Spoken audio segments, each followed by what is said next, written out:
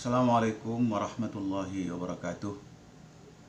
Saudara-saudara, pada hari ini kita lanjutkan perkuliahan tentang filsafat hukum Islam dengan pembahasan sejarah pertumbuhan dan perkembangan filsafat hukum Islam. Ya. Di dalam pembahasan ini, pertanyaannya adalah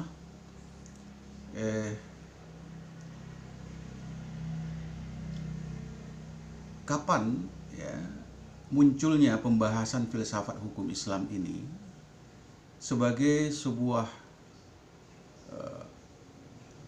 pengetahuan yang sistematis ya, berupa disiplin ilmu yang berdiri sendiri. Pertanyaan ini perlu kita jawab atau kita jelaskan untuk melihat bagaimana awal dari kemunculan kajian filsafat hukum Islam itu, bagaimana bentuknya, ya, sampai kepada tingkat bagaimana nanti hasil yang diperoleh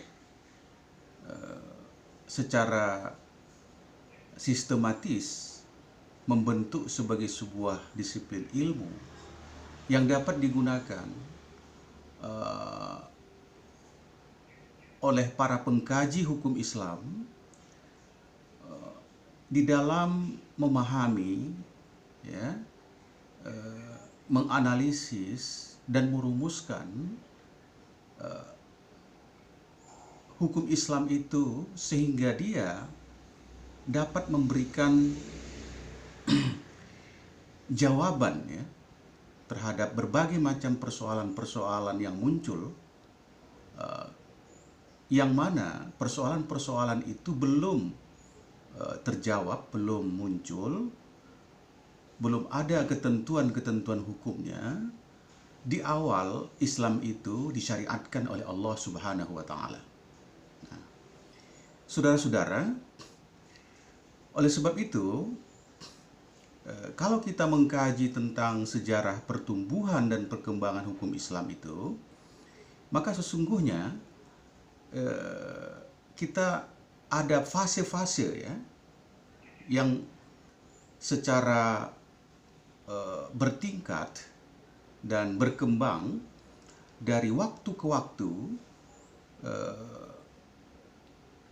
memiliki ciri ya, memiliki ciri tertentu dari pembahasan, pengkajian dalam merumuskan hukum Islam itu. Nah, paling tidak kalau kita mengkaji hukum Islam itu, maka sesungguhnya ada beberapa fase ya, sejarah perkembangan hukum Islam itu sendiri yang nantinya kita bisa analisis masing-masing fase itu dengan menggunakan pendekatan atau pemikiran filsafat.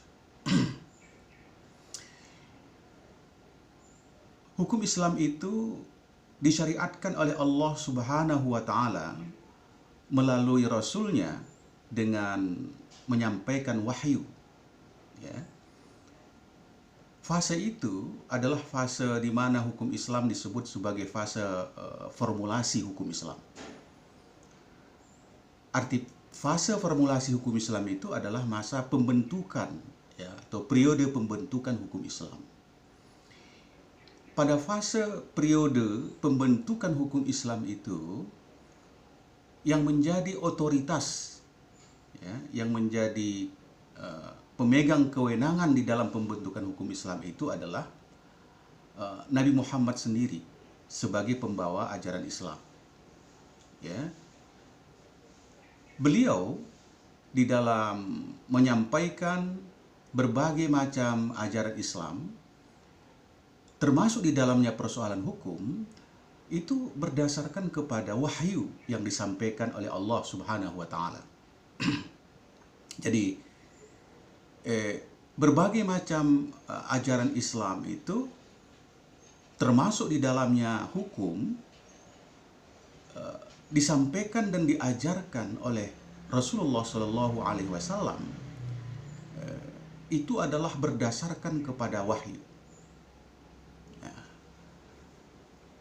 Itulah sebabnya di dalam Al-Quran Allah mengatakan, wa ma yantiqu anil hawa in huwa illa wahyu yuha. Ya, bahwa Muhammad Shallallahu Alaihi Wasallam itu tidak bertutur, ya, berdasarkan pada keinginannya, tetapi adalah berdasarkan kepada wahyu yang disampaikan kepada dia. Di samping itu, wahyu yang menjadi otoritas, yang menjadi sumber di dalam menetapkan berbagai macam hukum pada masa Nabi, maka Nabi sendiri berdasarkan bimbingan wahyu itu memberikan penjelasan-penjelasan untuk merinci, ya, isi dari wahyu yang disampaikan itu. Jadi penjelasan-penjelasan Nabi untuk merinci terhadap persoalan yang disampaikan oleh wahyu tentang berbagai macam persoalan itu, itulah yang disebut dengan as-sunnah atau al-hadis. Jadi sebagai otoritas pemegang penentuan hukum di zaman Nabi itu adalah Rasulullah Nabi Muhammad Shallallahu Alaihi Wasallam yang berdasarkan kepada wahyu, juga adalah berdasarkan kepada hadis-hadis as-sunnah yang beliau sampaikan untuk memberikan perincian di dalam menjelaskan maksud atau tujuan atau arti makna yang ada dikandung oleh wahyu itu. Nah, saudara-saudara, dengan demikian pada masa Nabi Muhammad SAW yang menjadi sumber, ya, di dalam menetapkan hukum Islam itu dua, yaitu as-sunnah, yaitu Al-Quran dan as-sunnah. Dari kedua sumber ini, maka kita bisa mengatakan bahwa pada masa formasi pembentukan hukum Islam, yaitu pada masa Nabi Muhammad SAW, hukum Islam itu belum membutuhkan kepada pemikiran atau pengkajian filsafat. Ya. Kenapa? Karena pada masa Nabi, hukum Islam itu ditetapkan langsung berdasarkan wahyu yang disyariatkan oleh Allah Subhanahu wa Ta'ala. Terhadap persoalan-persoalan yang belum jelas atau persoalan baru yang tidak disampaikan oleh wahyu, maka Rasulullah Shallallahu Alaihi Wasallam secara langsung ketika itu menyampaikan penjelasan sebagai rincian terhadap wahyu yang disyariatkan itu. Nah,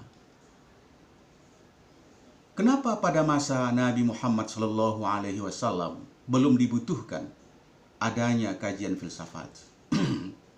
Saudara-saudara, kita mengetahui bahwa hukum Islam itu sesungguhnya adalah merupakan khitabullah, seperti penjelasan kita pada perkuliahan yang lalu.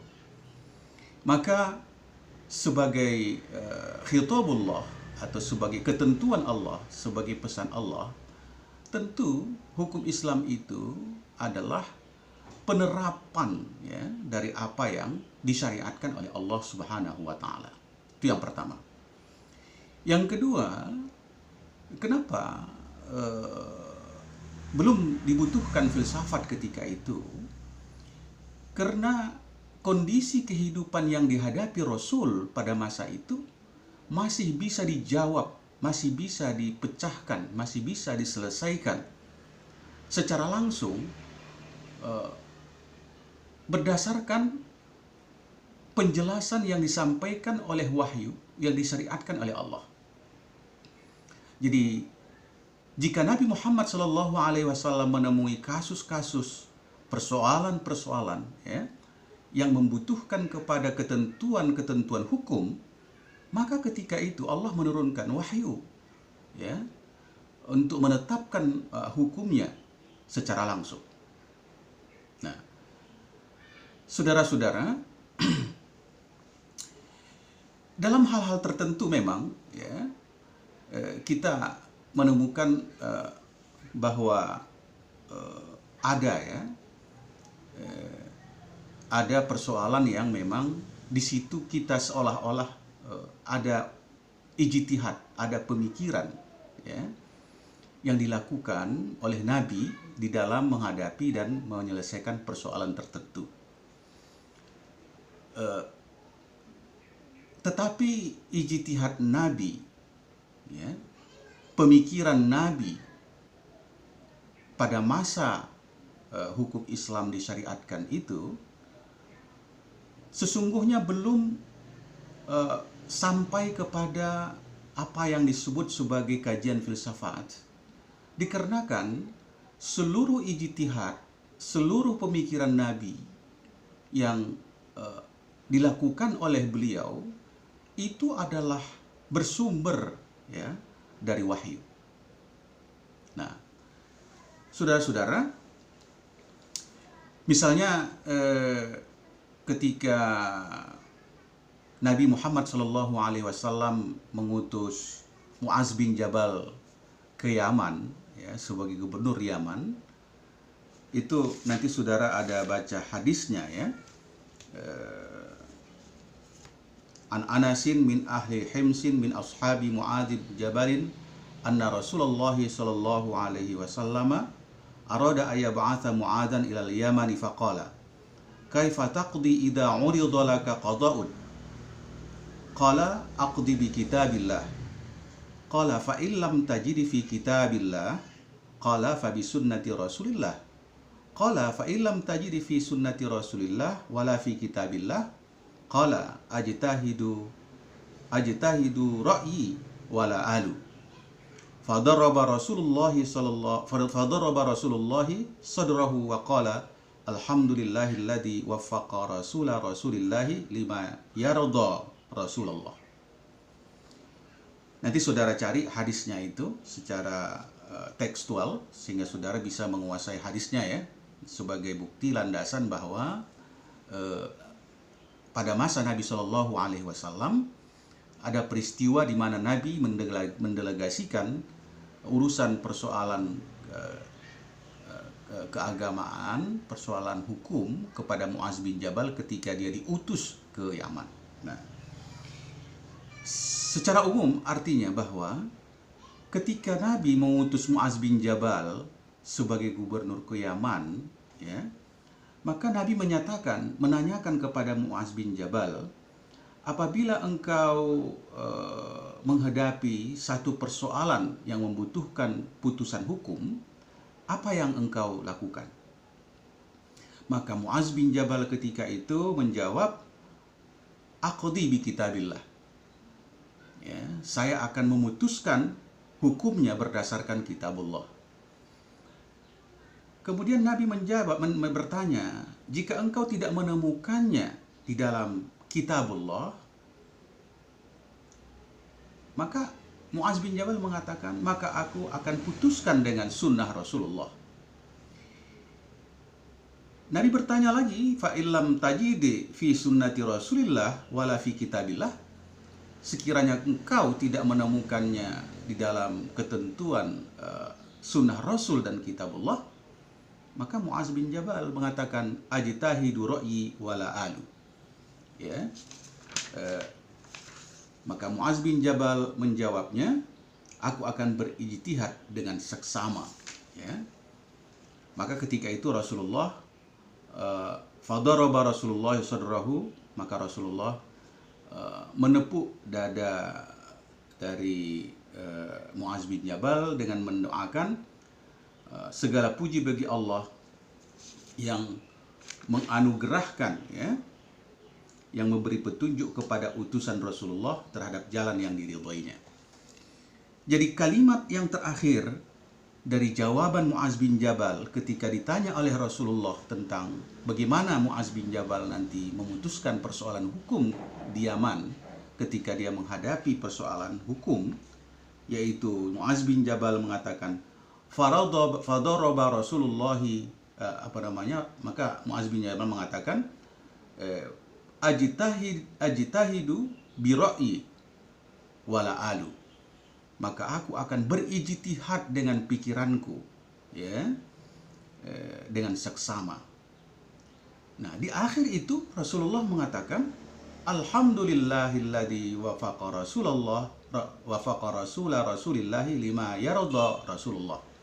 Segala puji bagi Allah yang menunjuki, ya, menunjuki utusan Rasulullah Shallallahu Alaihi Wasallam, semoga Allah meridhoinya. Artinya apa? Bahwa tetap saja ketika itu Mu'adz bin Jabal mengatakan dia berijtihad, tetapi yang menjadi dasar ijtihadnya itu adalah, ya, apa yang telah diberikan petunjuk oleh Allah. Jadi itu yang dikatakan oleh Rasulullah, alhamdulillahilladzi wafaqa, ya, rasulillah. Ya, segala puji bagi Allah yang memberikan petunjuk, memberikan bimbingan terhadap utusan Rasulullah.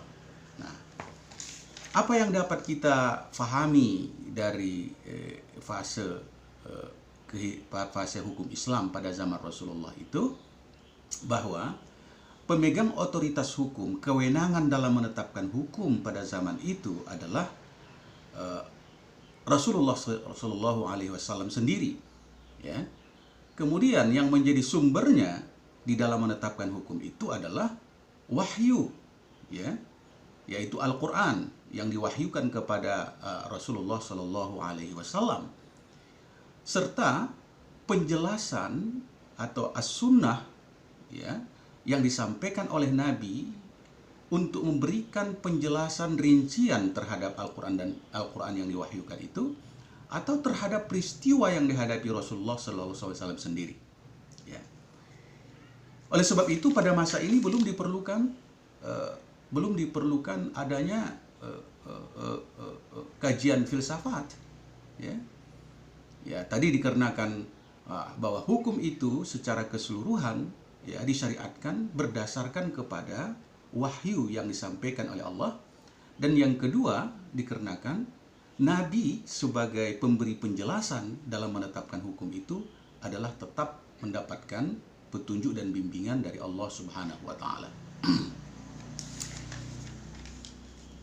Setelah wafat Nabi Muhammad sallallahu alaihi wasallam, ya, maka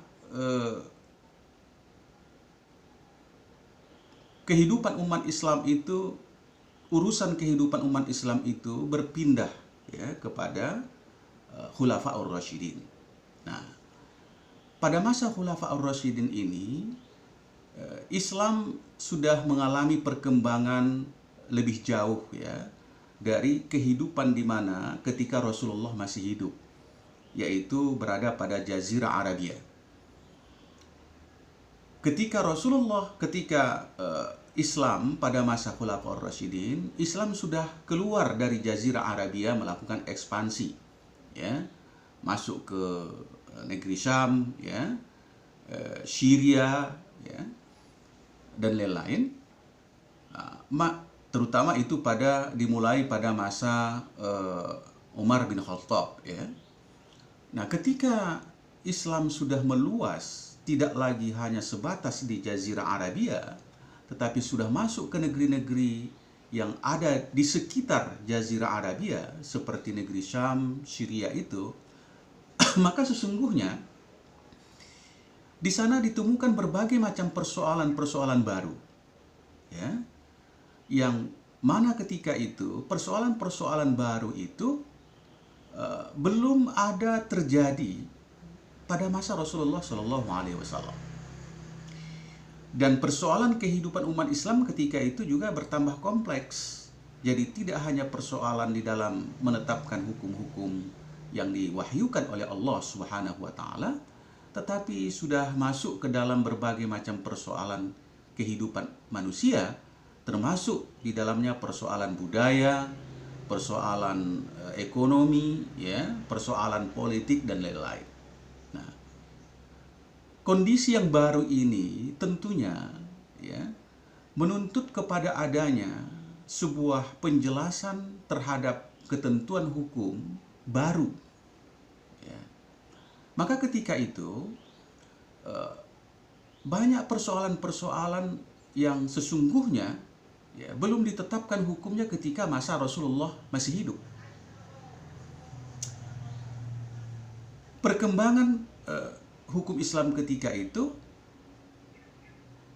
sangat mulai sangat intensif untuk memberikan penjelasan kepada persoalan-persoalan baru. Maka ketika itu sesungguhnya sudah dimulai muncul embrio, ya, dari pemikiran filsafat sebagai upaya untuk bisa menentukan, memecahkan persoalan-persoalan baru yang dihadapi oleh umat Islam yang ketika itu sudah berkembang ke daerah yang di luar Jazirah Arabia. Nah, saudara-saudara, itulah sebabnya kalau kita melihat bagaimana Umar bin Khattab, ya, menetapkan hukum itu terhadap persoalan-persoalan yang dia hadapi semasa dia sebagai seorang khalifah, maka kita akan menemukan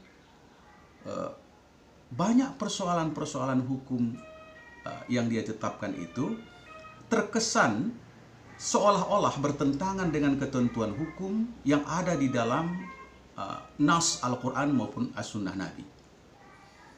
Misalnya, Umar bin Khattab tidak menetapkan, ya, tidak menerapkan hukum potong tangan, ya, kepada masyarakat ketika itu yang melakukan pencurian pada masa paceklik, pada masa musim kesulitan untuk mendapatkan makanan. Padahal dalam Al-Quran, hukum potong tangan itu kan sudah jelas hukumnya. Ya, hukum bagi orang yang melakukan pencurian kan sudah ditentukan oleh Allah, hukum potong tangan secara jelas. Tetapi Umar bin Khattab ketika itu tidak menetapkan, tidak melaksanakan hukum potong tangan itu. Nah, yang kedua, kalau kita melihat bahwa sesungguhnya di dalam Al-Quran sudah ditentukan orang-orang atau kelompok yang berhak untuk menerima zakat, ya. Salah satunya ada berapa itu? Ada 8, ya. Ada 8 kelompok yang berhak menerima zakat. Nah, salah satunya adalah mu'allaf. Ya. Kenapa Umar bin Khattab itu tidak memberikan, ya, bahagian zakat itu kepada mu'allaf yang seharusnya menerima 1/8 dari harta zakat? Ketika ditanya kenapa Umar tidak memberikan bahagian zakat kepada mu'allaf, maka Umar mengatakan ketika itu Islam pada hari ini sudah kuat, tidak lagi lemah. Nah, itu kan kesannya bahwa Umar bin Khattab menetapkan hukum tidak sesuai, ya, dengan ketentuan nas. Contoh lain misalnya Umar bin Khattab tidak memberikan bahagian harta ghanimah kepada tentara, ya, yang berperang, yang sudah ditentukan di dalam Al-Quran bahagian mereka. Ada berapa ketentuan dalam Al-Quran untuk bahagian tentara yang berperang menaklukkan daerah, berjihad fisabilillah. Nanti saudara lihat bahwa tentara itu, ya, yang berperang berjihad, ya, berperang, itu dia mendapatkan al-khumus, ya, 1/5 dari harta rampasan yang diperoleh di medan perang. Tapi Umar bin Khattab itu menyetop, tidak memberikan bahagian ghanimah itu kepada para tentaranya. Lantas ditanya, kenapa Umar tidak memberikannya? Dia mengatakan, kalau saya berikan harta ghanimah ini kepada para tentara, maka para tentara itu akan menjadi orang-orang kaya, tuan-tuan tanah yang memiliki harta banyak, yang memiliki harta berlimpah, ya, yang menjadikan mereka tidak lagi menjadi orang-orang yang memiliki semangat untuk menyampaikan, untuk berperang, menjalankan tidak memiliki semangat yang kuat lagi untuk berperang, ya, menyampaikan ajaran Islam ini, ya. Nah, saudara-saudara, di situ terlihat bahwa Umar bin Khattab jelas tidak memberikan lagi harta ghanimah itu bahagian untuk para tentara yang berperang di jalan Allah. Tetapi semua harta ghanimah itu dia tarik ke Baitul Mal, ya. Ada beberapa kasus lain, nanti saudara baca di dalam buku Ijtihad Umar bin Khattab, ya, yang dikarang oleh Bapak Profesor Amir Nuruddin, ya. Kasus-kasus, ya, yang itu ketentuan hukumnya berbeda, ditetapkan oleh Umar bin Khattab dengan apa yang disebutkan oleh Allah di dalam nasnya, di dalam Al-Quran. Nah, maka dari kasus-kasus seperti ini pada masa Khulafaur Rasyidin, terutama ketika Umar bin Khattab sebagai khalifah, maka sesungguhnya pemikiran filsafat itu sudah mulai digunakan untuk memahami dan merumuskan hukum Islam. Jadi pada masa Umar bin Khattab ini bisa dikatakan bahwa telah muncul embrio, ya, penggunaan filsafat di dalam memahami hukum Islam dan merumuskan hukum Islam, dikarenakan ketika itu tidak lagi semata-mata penetapan hukum didasarkan kepada teks, ya, secara lafziah dari nas, tetapi Umar bin Khattab ketika itu sudah mencari, ya, landasan, ya, pikiran di dalam menerapkan nas itu. Makanya dikatakan pada masa Khulafaur Rasyidin telah muncul embrio di dalam kajian filsafat hukum Islam. Nah, setelah masa Khulafaur Rasyidin, Islam berkembang secara lebih luas, ya, ke berbagai macam wilayah di dunia ini, yaitu pada masa Bani Amawiyah atau Bani Umayyah.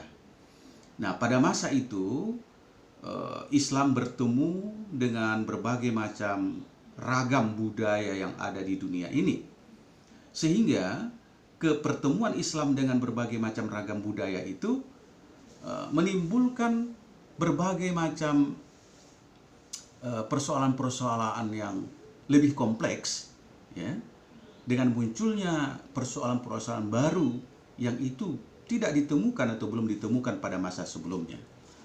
Maka muncullah dari kalangan umat Islam para ahli-ahli yang berupaya untuk merumuskan, ya, bagaimana metode, bagaimana cara, ya, untuk menetapkan hukum Islam ini agar bisa memberikan jawaban, ya, ketetapan hukum terhadap persoalan-persoalan baru yang sebelumnya itu belum ditemukan, ya. Maka ketika itulah mulai berkembang kajian yang disebut dengan kajian usul fiqh. Nah, kajian usul fiqh ini pada dasarnya adalah pemikiran mendalam untuk menetapkan hukum berdasarkan pada metode tertentu, ya, yang sebelumnya itu tidak ada, ya. Maka pada masa itu sesungguhnya sudah muncul mulai kajian tentang persoalan usul fikih, ya. Nah, saudara-saudara, diawali misalnya dengan munculnya kajian yang dikemukakan oleh seorang ulama yang disebut apa namanya itu, yaitu seorang ulama yang bernama Al-Juwaini, ya, yang sudah memulai kajian tentang maqasidus syariah. Jadi dia di dalam menetapkan hukum tidak lagi semata-mata kepada penjelasan apa yang tercantum di dalam teks nas, tetapi dia sudah memulai mengkajinya, menetapkan hukum itu dengan mendasarkannya kepada tujuan apa yang mau dicapai dalam menetapkan hukum itu. Nah, dia mengatakan di situ bahwa sesungguhnya orang yang tidak memahami tentang maqasidus syariah, maka dia tidak layak, ya, untuk menetapkan hukum. Jadi dari sana sudah mulai berkembang kajian tentang filsafat itu, ya, di dalam menetapkan dan memahami hukum Islam. Nanti konsep maqasidus syariah Al-Juwaini itu diteruskan oleh Imam Al-Ghazali, ya, dan selanjutnya konsep maqasidus syariah itu secara lebih sistematis, ya, secara lebih tersistem, ya, secara lebih rinci akan dirumuskan oleh seorang ulama yang bernama apa namanya itu, yaitu yang Imam Asy-Syatibi.